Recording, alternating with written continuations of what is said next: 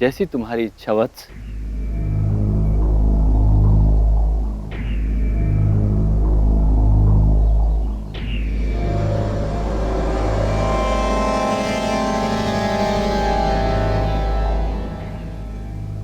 हम आपकी सहायता के लिए प्रस्तुत हैं।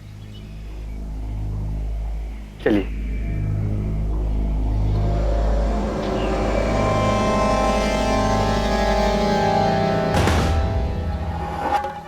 क्या हुआ मुनिवर?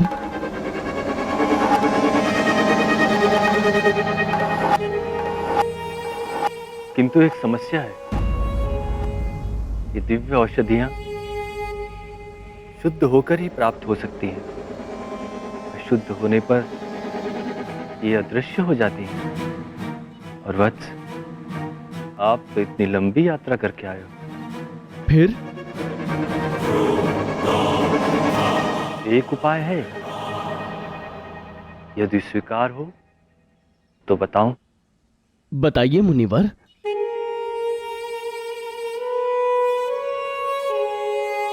यहां नीचे एक सरोवर है।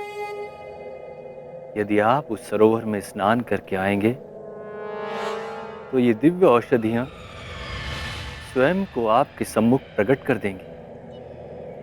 जो आज्ञा मुनिवर। रुको।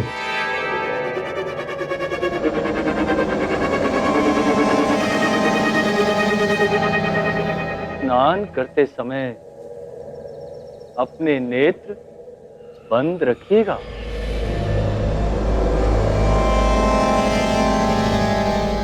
वो क्यों मुनिवर? इसके पीछे एक लंबी कथा है।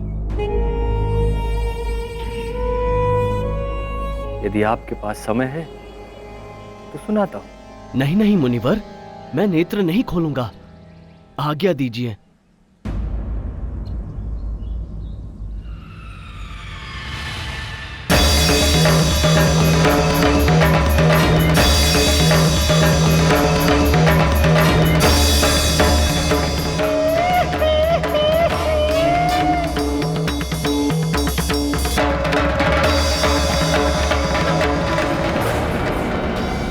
किंतु प्रभु, हनुमान जैसे बुद्धिशाली काल नेमी के छल में कैसे आ गए?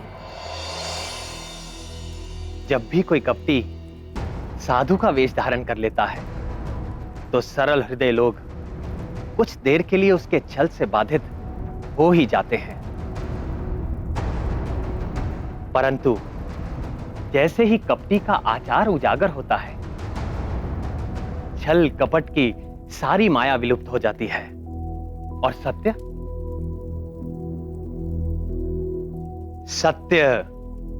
सामने आ जाता है, जैसा हनुमान के साथ हुआ।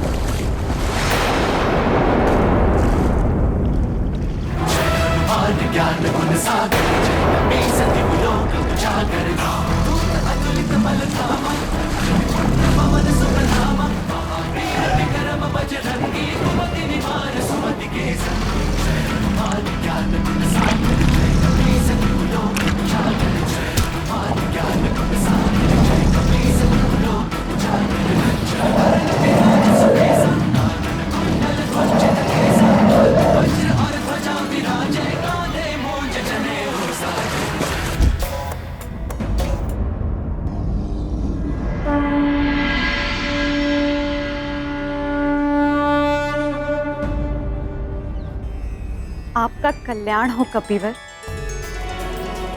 मैं आपको धन्यवाद करती हूँ। आप कौन हैं देवी? मेरा नाम धन्यमाली है। मैं स्वर्ग की अप्सरा थी,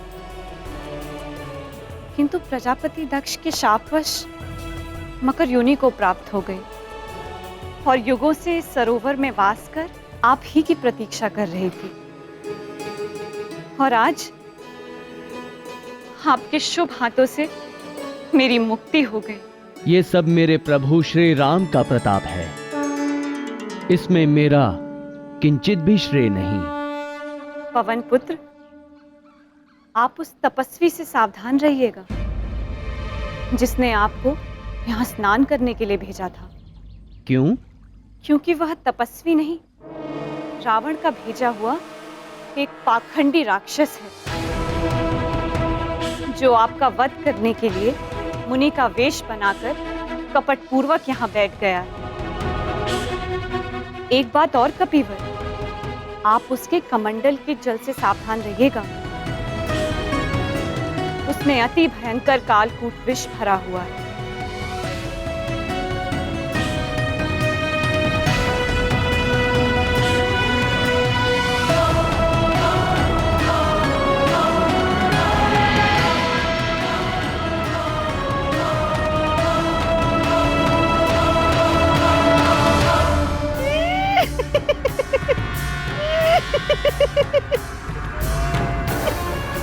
लंका सहित पृथ्वी का आधार।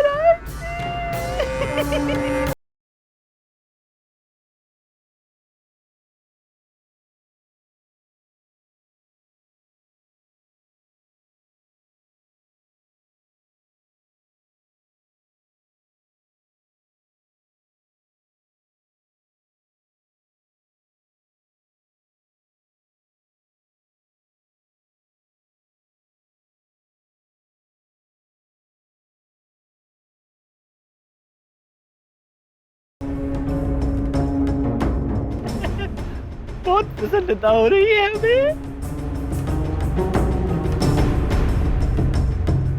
चलिए, औषधियों के लिए जाने से पूर्व आपको एक मंत्र देते हैं। ये मंत्र बहुत ही चमत्कारी है। अब आप मंत्र देंगे गुरुदेव? अति उत्तम। तब तो मेरा भी गुरु दक्षिणा देने का दायित्व हो जाएगा। किंतु वत्स,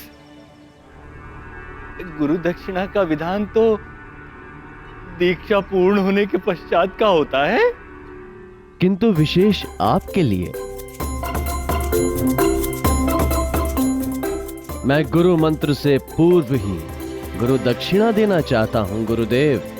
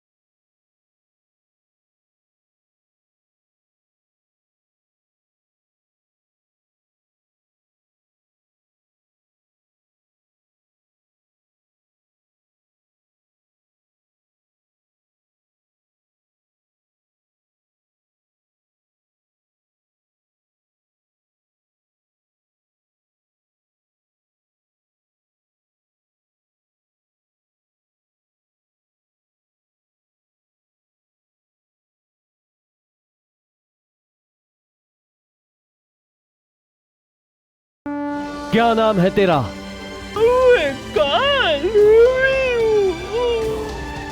और मैं तेरा काल हूं, काल नेमी।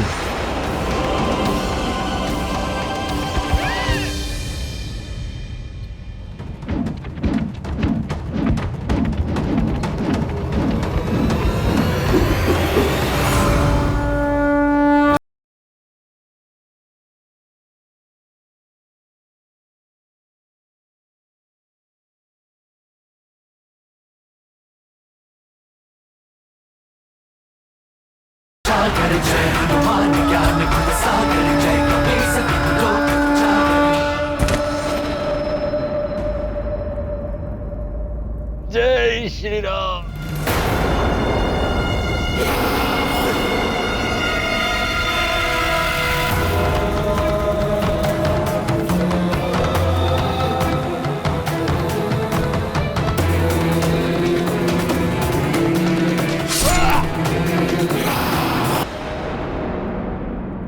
जिन 4 दिव्य औषधियों से हम सबकी जीवन रक्षा होने वाली थी, वो सब दिव्य औषधियां किसी प्राणी के पास आते ही अदृश्य हो जाती थीं।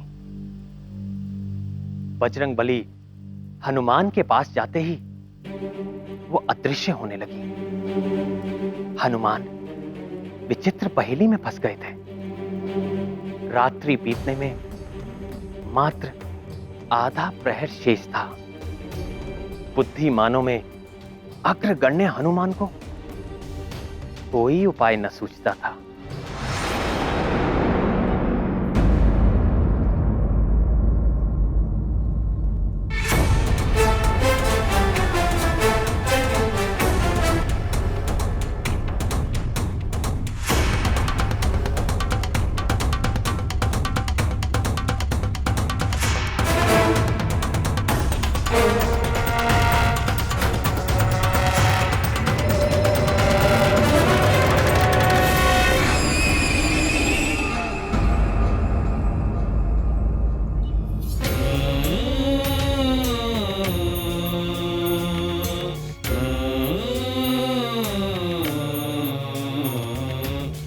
हे औषधियों, कृपा करके मेरे समक्ष प्रकट हो जाइए।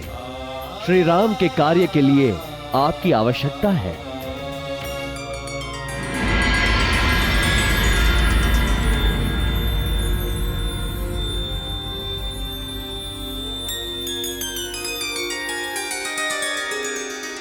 तो क्या औषधियों ने अपने को प्रकट कर दिया?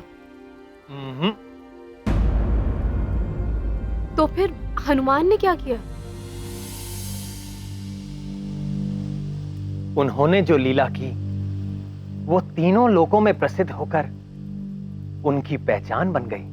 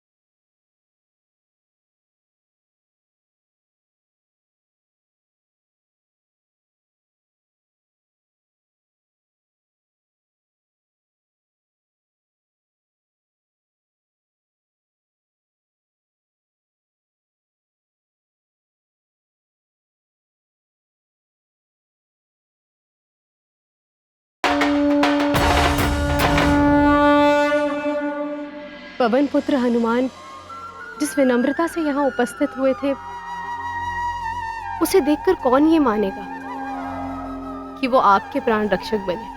केसरी नंदन हनुमान का यही विनीत भाव उन्हें महानता के सर्वोच्च शिखर पर स्थापित किए हुए है। इसलिए तो प्रिय हनुमान की हर कथा में उनके अतुलित बल, बुद्धि, तेज प्रताप का वर्णन मिलता है। हाँ, मैंने भी प्रभु भक्त हनुमान के कई प्रसंग सुने हैं, किंतु आपके श्रीमुख से हनुमान कथा सुनने का आनंद तो अमृत तुल्य है। हाँ प्रभु, सुनाइए ना।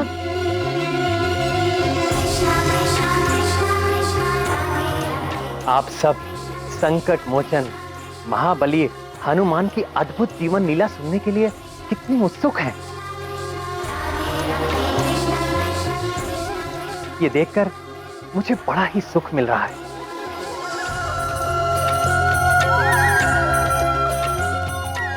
और अब मैं आपको सुनाऊंगा मेरे प्रिय हनुमान के जन्म और बाल्यकाल से लेकर आज तक की सुनी अनसुनी सारी कथा।